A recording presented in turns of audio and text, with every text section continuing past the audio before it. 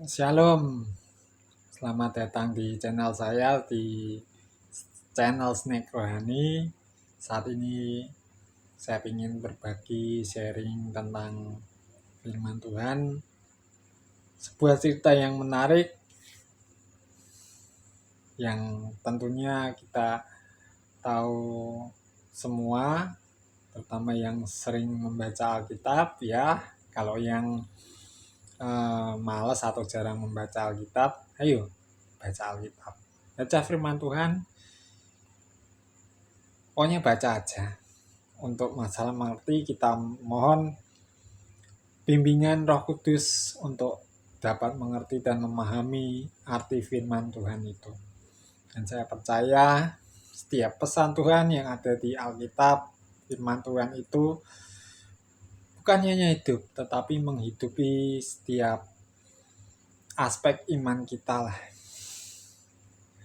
Dan pada saat ini renungan yang saya ambilkan dari Kejadian pasal 25 ayat 19 sampai 34. Dan judul yang menarik yang saya ambil di sini, jangan pendek pikiran. Oke, jadi begini ceritanya. Kita lihat konteks cerita dulu. Ini bercerita tentang kisah Esau dan Yakub, si kembar itu. Dalam ayat 19 dikatakan, inilah riwayat keturunan Ishak, anak Abraham. Abraham memperanakan Ishak. Lalu ayat 20, dan Ishak berumur 40 tahun ketika Ribka, anak Betuel, orang Aram dari Padan Aram, saudara perempuan Laban, orang Aram itu, diambilnya menjadi istri.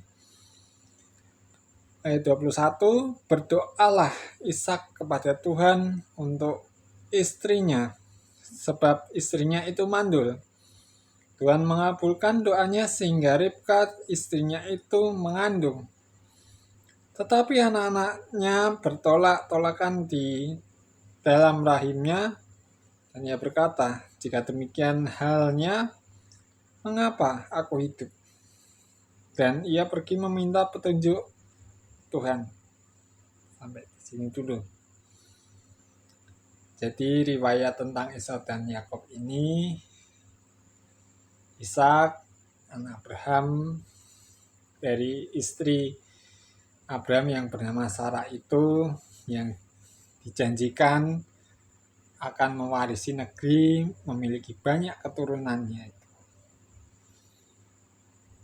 Hal yang menarik di sini adalah Ribka mandul. Tetapi apa yang dilakukannya? Dia datang kepada Tuhan, memohon supaya dikaruniai anak. Dan gak tanggung-tanggung anaknya itu kembar.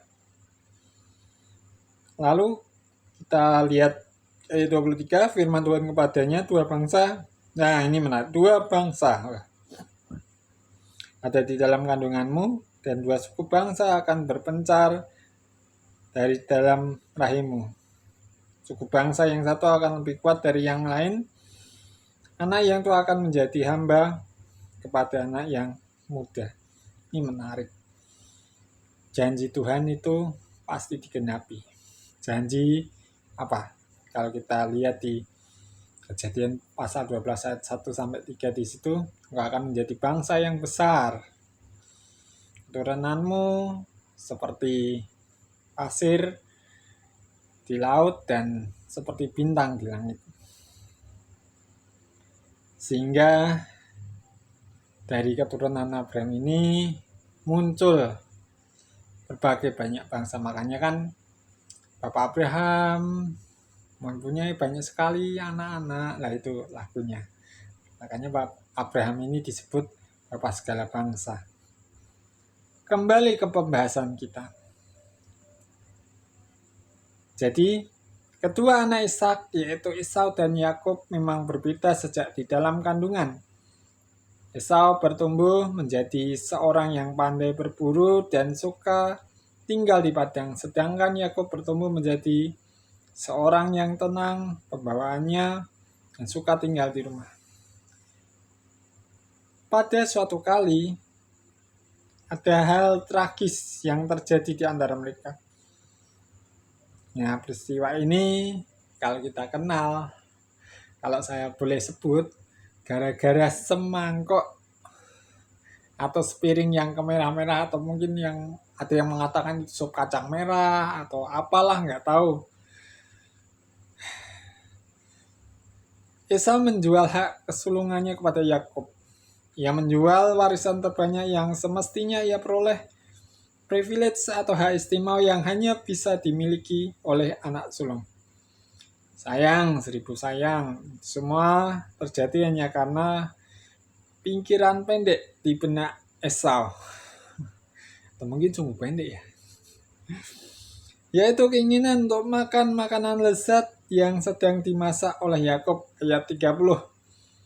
Nafsu telah menjadikan Esau buta, lupa diri, bahkan menukarkan hak kesulungan yang adalah harta paling berharga di dalam hidupnya. Sungguh ironis, hanya karena keinginan yang tidak bisa dikendalikan, hal berharga dan terpenting dalam hidup bisa lepas begitu saja. Dan ini pun juga terjadi dalam kehidupan kita masa kini. Oleh karena sesuatu hal yang mungkin karena jodoh, jabatan, atau kekayaan, atau harta, dengan iming-iming ini, kita melepaskan iman kita. Hanya karena kenikmatan sesaat. Pengen punya jabatan tinggi, sangkal Kristus. Pengen segera dapat jodoh, dah login ke lain tempat aja biar dapat jodoh. Ini fenomena yang terjadi pada saat ini, zaman now. Pengen tenar, pengen segera viral. Dah tinggalkan aja Kristusmu itu, ikut jalan lain supaya bisa terkenal, populer, viral, terus punya harta yang melimpah atau bahkan punya pasangan hidup. Ini adalah suatu tantangan bagi kita sebagai orang yang percaya. Kalau kita berpikir pendek, sudahlah, mumpung ada. Ya kayak si Esau ini, mumpung makanan itu enak. Dan dikatakan dalam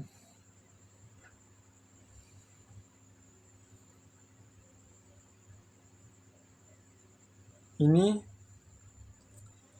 kita lihat ayat 29. Pada suatu kali Yakub sedang memasak sesuatu, lalu datang Esau yang lelah dari padang. Ya pasti dari berburu lah. Ayat 30. Kata Esau kepada Yakub, berikanlah kiranya aku menghirup sedikit dari yang merah-merah itu. Ada yang menafsirkan itu sop kacang merah atau makanan apa, nggak tahulah. Tapi yang dikatakan ini yang merah-merah itu, karena aku lelah. Itu sebabnya namanya disebutkan Edom, kemerah-merahan. Tetapi Yakub berkata, jualah dahulu hak kesulunganmu. Nah ini yang jadi supaya kita jangan berpikir pendek. Saud Esau, sebentar lagi aku akan mati. Apakah gunanya bagiku hak kesulungan? Kata Yakub, bersembahlah dahulu kepadaku. Maka bersembahlah ia kepada Yakub dan dijual nyalah hak kesulungannya kepadanya. Lalu Yakub memberikan roti dan masakan kacang merah. Oh ya, memang kacang merah ya. Kacang merah, masakan kacang merah itu. Kalau di Manado apa ya, Bernebon kali ya, nggak tahu lah. Kepada Esau ia makan minum lalu berdiri dan pergi. Demikianlah Esau memandang ringan hak kesulungan. Padahal pada saat zaman itu yang namanya hak kesulungan menerima warisan yang lebih banyak daripada anak kedua, ketiga, dan seterusnya. Memiliki hak privilege yang istimewa. Tapi Esau ini, bentar lagi aku meninggal kok. Buat apa sih hak kesulungan? Akhirnya ya itu. Dan diceritakan, oke lanjut. Diceritakan bahwa nafsu Esau tersebut terjadi karena ia berada dalam kondisi lelah, bahkan sangat lelah. Ayat 29 dan 32. Mungkin kondisi itulah yang menyebabkan Esau berpikir pendek, tidak memikirkan konsekuensi dari apa yang ia katakan. Belajar dari kisah itu, kita disadarkan bahwa kondisi lelah, yaitu krisis keuangan, krisis moneter, masalah keuangan lah, pertikaian, sakit, atau mungkin jodoh, terus sakit menahun yang rasanya gak sembuh-sembuh, atau pergumulan lain, masih banyak lah. Sering membuat kita berpikir pendek tanpa menimbang konsekuensi yang kita ucapkan. Saat ini kita bersyukur karena kita diingatkan. Kita mesti selalu ingat agar tidak sekali-kali menukarkan hal yang paling berharga dalam hidup dengan sesuatu yang temeh ya. Apapun kondisi kita. Jadi ya kadang situasi kondisi kita pun menyebabkan kita menjadi sumbu pendek atau berpikir pendek.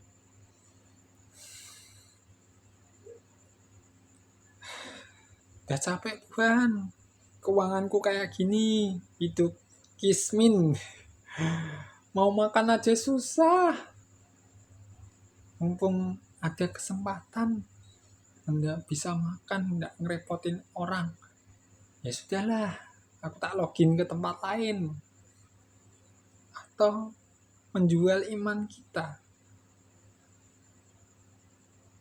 Demi jodoh kah? Demi jabatan kah? Demi harta kekayaan kah? Ingat, peristiwa pencobaan Tuhan Yesus di padang gurun. Yesus dicobai pertama kali masalah apa? Masalah perut, makanan. Ini yang repot soal kampung tengah ini. Kalau orang udah lapar, wong saya sendiri juga ngalamin, kadang-kadang kita itu sesumbar mengucapkan tanpa pikir panjang konsekuensinya.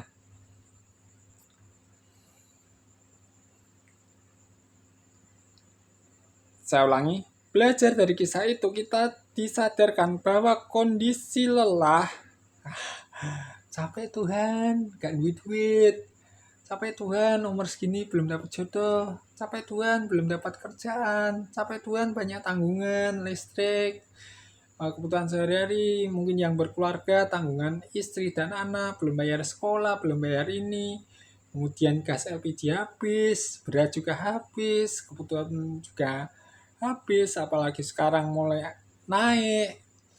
Kemarin saya dengar berita kalau rupiah dah hampir menyentuh angka 17.000. Was-was ini, listrik dan bensin mungkin juga ikut terdampak. Dan katanya sih Pertalite akan dihapuskan, yaitu bensin yang subsidi. Ya kita nggak tahu juga. Kemarin juga masih hangat viral-viralnya itu pusat data nasional diserang hacker, sehingga pemerintah juga menyerah, tidak ada backup data. Ya entahlah, itu urusan dan tanggung jawab dari orang-orang yang berwajib lah. Jangan anggap enteng apa yang berharga seperti Esau. Kita mesti memegang teguh iman dan keselamatan yang Tuhan anugerahkan kepada kita. Jangan kita tukar itu dengan apapun. Hanya karena hal-hal yang menggiurkan. Seperti tadi saya katakan, harta, jabatan, atau hal-hal lain yang tampaknya sangat menarik. Itu semua pasti akan lenyap dan kita tinggalkan tatkala kita mati. Namun keselamatan dalam Kristus adalah kekal. Sangat kita butuhkan baik di dalam hidup sekarang maupun hidup kekal nanti. Jadi gimana? Apakah kita mau menukarkan keselamatan dengan kesenangan sesaat? Hidup kekal kita dengan harta duniawi yang gemerlapan kesenangan duniawi? Yaitu adalah pilihan Anda. Tetapi dari cerita mengenai Esau dan Yakob ini mengajarkan kepada kita, tadi dikatakan bahwa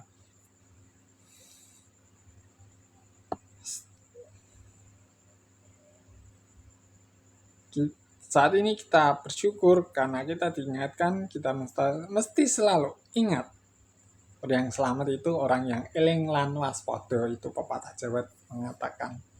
Memang zamannya ya zaman edan, nek gak edan gak keduman, tetapi yang selamat kiwi wong sing kang eling lan waspada. Belajar dari Esau dan Yakub. Esau memandang rendah kesulungan, depannya apa yang terjadi? Terjadi masalah yang luar biasa. Bahkan Esau menuduh Yakub telah menipu. Yang pertama ini masalah sup kacang merah yang kemerah-merahan tadi. Lalu juga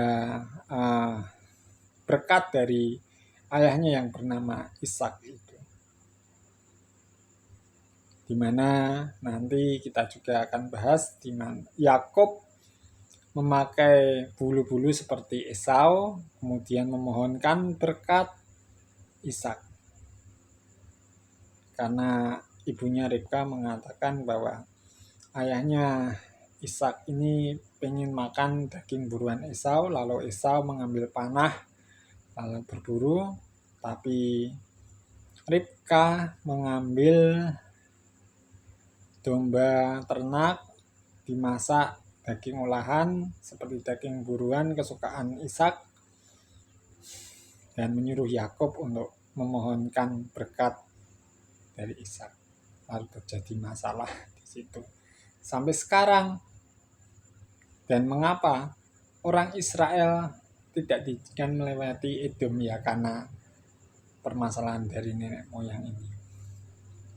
Tapi intinya di sini saya ingin mengingatkan, walau apapun yang terjadi, kesulitan-kesulitan, ya jujur sendiri saya juga mengalami banyak kesulitan, tetapi saya percaya